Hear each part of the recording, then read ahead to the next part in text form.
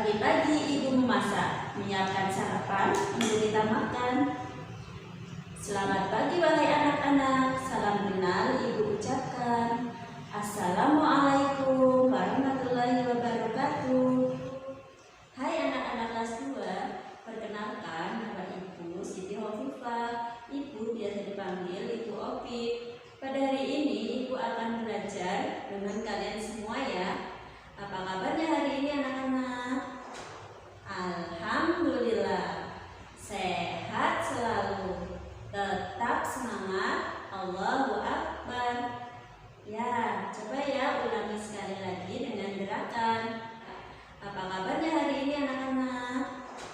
Alhamdulillah, sehat selalu, tetap semangat, Allahu Akbar. Sebelum belajar, marilah kita berdoa.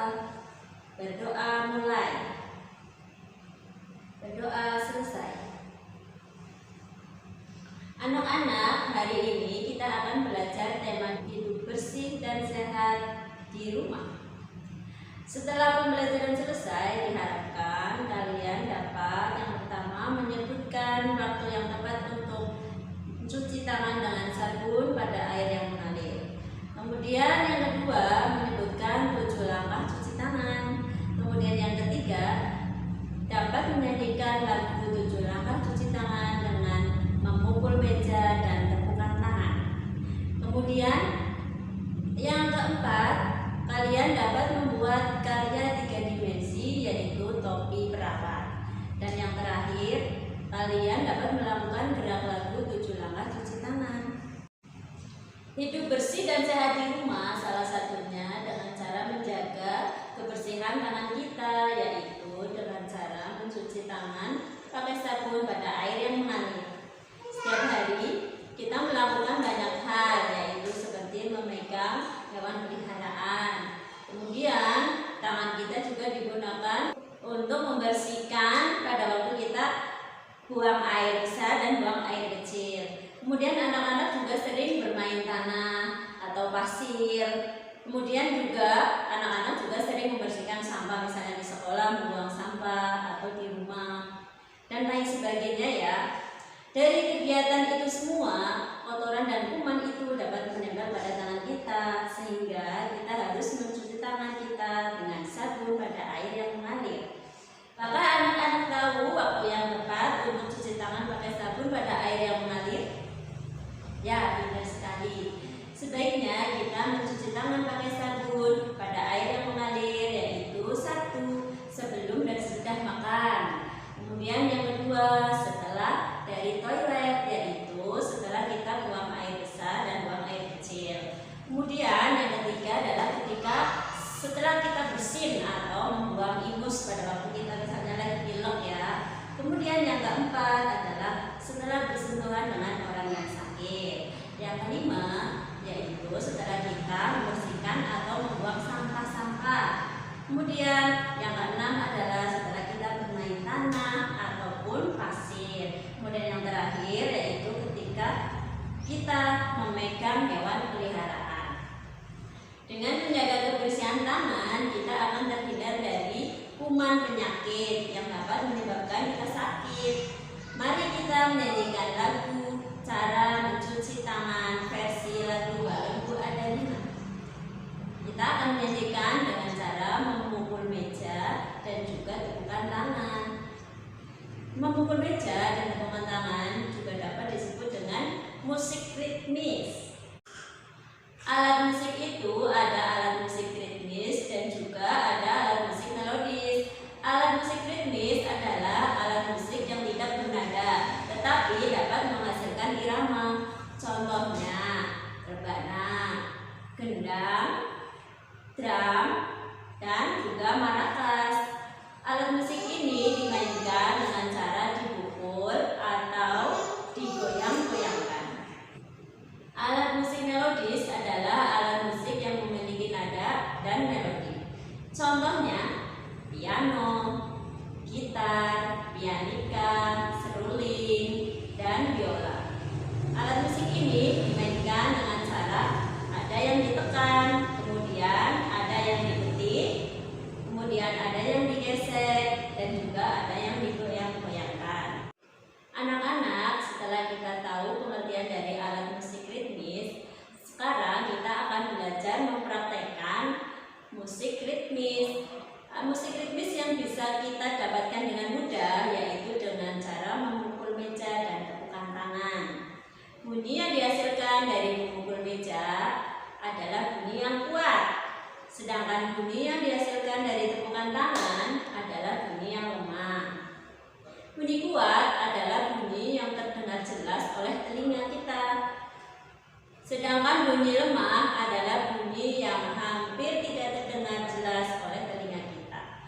Mari kita nyanyikan bersama lagu 7 Langkah Cuci Tangan versi lagu Balonku Ada 5 dengan memukul meja dan tepukan tangan. Langkahku cuci tangan, pertama telapak tangan, kedua punggung tangan, ketiga sela-sela jari, keempat kuku jari, kelima jempol diputar, keenam kuku jari, ketujuh pergelangan.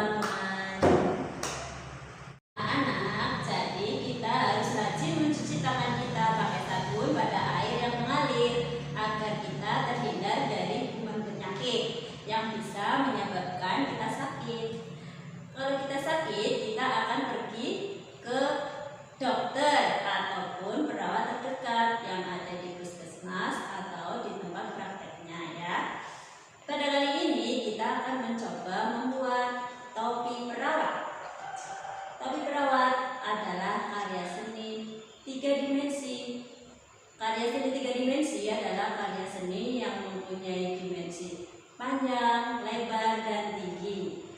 Karya ini dibuat dengan cara teknik melipat. Yang dibutuhkan adalah yang pertama kertas HVS, kemudian ada pensil dan juga krayon warna merah. Untuk membuat topi perawat kita membutuhkan alat dan bahan, yaitu yang pertama ada kertas HVS, kemudian ada krayon warna merah, dan yang terakhir itu adalah pensil. Yuk kita buat bersama ya anak-anak. Oke anak-anak, sekarang kita membuat topi perawat ya. Langkah pertama kita lipat kertas terlebih dahulu.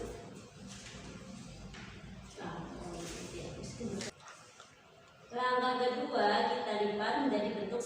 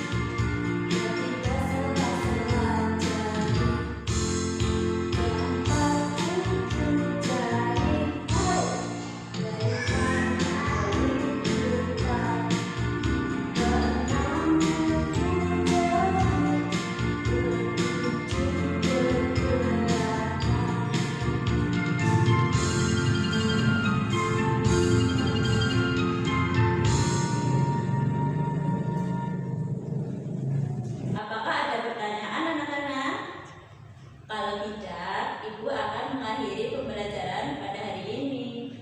Marilah kita berdoa bersama. Berdoa mulai.